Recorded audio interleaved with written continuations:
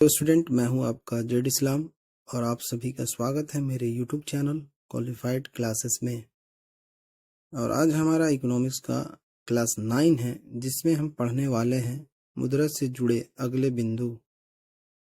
पिछले क्लास में हम लोगों ने 1540 से 1545 तक मुद्रा का विकास पढ़ लिया था और अब बात करते हैं हम भारत में ब्रिटिश काल की।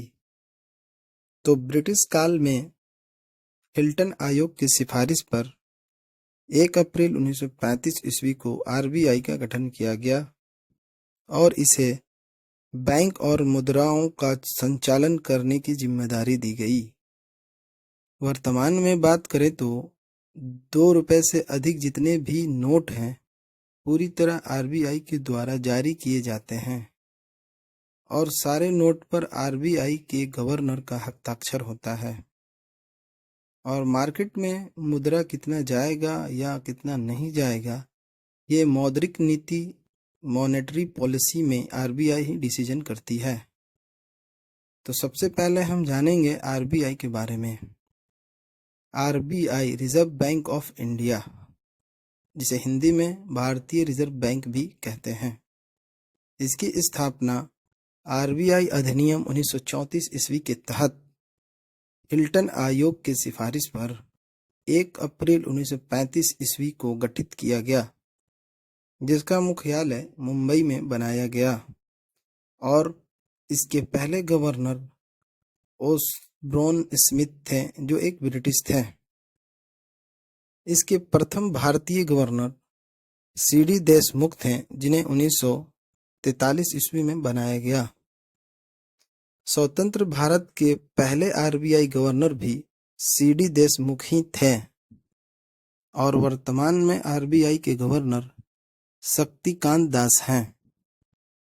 और अगला पॉइंट, मौद्रिक नीति मॉनेटरी पॉलिसी, वह नीति जिसके द्वारा मुद्रा को प्रसारित या कम किया जाता है उसे मौद्रिक नीति या मॉनेटरी पॉलिसी कहते हैं, जो आरबीआई द्वारा साल में कम से कम 4 बार अपनाई जाती है। इसका मुख्य उद्देश्य विकास को देखते हुए मूल्य स्थिरता बनाए रखना है। और अगला पॉइंट है आरबीआई द्वारा निर्धारित मुद्रा मान। ये जो करेंसी मार्केट में घूमती है, इसको आरबीआई द्वारा 4 अलग अलग नामों से जाना जाता है: M1, M2 और M3 और M4।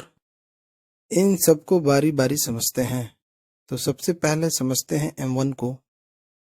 M1 मुद्रा का वह मूल्य है जिसमें C कैश करेंसी जो मार्केट में है, DD जो बैंक के पास मांग जमा है, और OD जो आरबीआई के पास बैंकों का अन्य जमा है।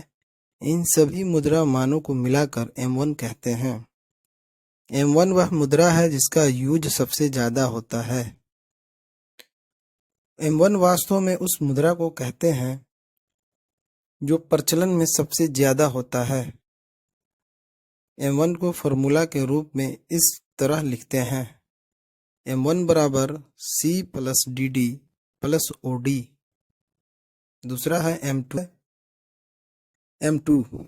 M2 मुद्रा का वह मान है जिसमें M1 प्लस डाकघर का बचत जमा सम्मिलित होता है। तीसरा है M3 मुद्रा का वह मूल्य है जिसमें M1 प्लस में बैंक के पास अन्य सभी जमा सम्मिलित होता है। चौथा है M4 मुद्रा का वह मान है जिसमें M प्लस डाकघर का सभी जमा सम्मिलित होता है। अब इससे कुछ प्रश्न जो एग्जाम में पूछे जाते हैं। तो सबसे पहला प्रश्न है, तरलता के स्तर पर मुद्रा मान का क्रम होता है, जिसका उत्तर है M1, M2, M3 और M4। दूसरा प्रश्न है, सबसे अधिक तरलता वाला मुद्रा मान M1 होता है। तीसरा प्रश्न है, सबसे कम तरलता वाला मुद्रा मान, जवाब है M4। चौथा सवाल है, अधिक मुद्रा मान वाला मुद्रा मान है? M3। प्रश्न 5 है, सबसे कम या संकुचित मुद्रा मान वाला मुद्रा मान है? M1। छठा प्रश्न है, भारत में मुद्रा की दशमलव प्रणाली की शुरुआत कब हुई? जवाब है 1957 ईस्वी में। सातवां प्रश्न है, भारत के मुद्रा में कब नया शब्द जोड़ा गया था? जवाब है 1957 ईस्वी में। आठवां प्रश्न, भारत के मुद्रा में से कब नया शब्द हटाया गया? जवाब है 1964 ईस्वी में। नौवां प्रश्न है, भारत में मुद्रा में कब पैसा शब्द जोड़ा गया?